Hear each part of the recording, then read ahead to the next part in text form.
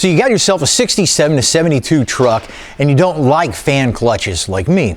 Why don't I like fan clutches on there? The fan clutch, by the way, that's that weird little aluminum silvery kind of looking thing that's just behind your fan.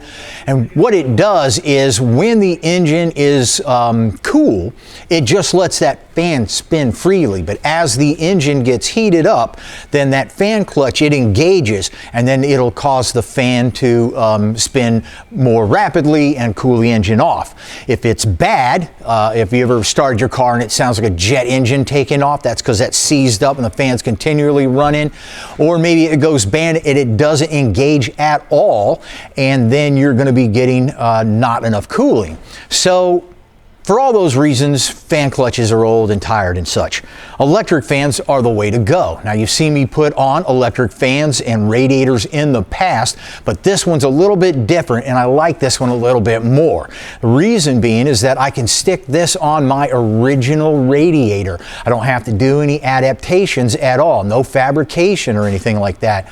If I'm using a lot of the aftermarkets, then I'll always have to fabricate some sort of holders. But the nice thing about this guy is, now these are what holds the radiator in the top on your 6772. You'll notice the holes right here. There's something very similar on the bottom that also has holes, and of course you put in your rubber bushings right here and that holds onto the radiator. So you've already got these holes here on the top and the bottom, so we just simply made this radiator shroud to bolt right on to the original places. No fabrication, no thinking. Love that stuff. Let's take a look at our fans. Now, when both these fans are on, you're getting over 2,400 cubic feet per minute coming through your radiator, cooling you down. And when you're hooking them up, you've got different options too. So if you have air conditioning, you can have one operate just on the thermostat control and one operate just when the air conditioning comes on, or you can have it where both of them come on with just the thermostat control. So you can operate them separately or both together. Multiple options. You'll also notice these little rubber flaps on here. Now, the reason these are on there is because if this was completely sealed all the way around, when you're driving down the road at a high speed, then the air can get jammed into there. So what happens with these little flaps right here is they just allow the air to just pass right through. And that's going to give you more cooling at a higher speed, not choke off any of your airflow.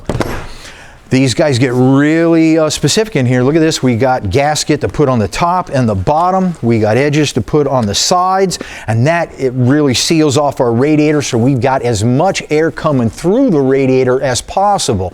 If it escapes through the sides and such, you're not getting your full cooling effect.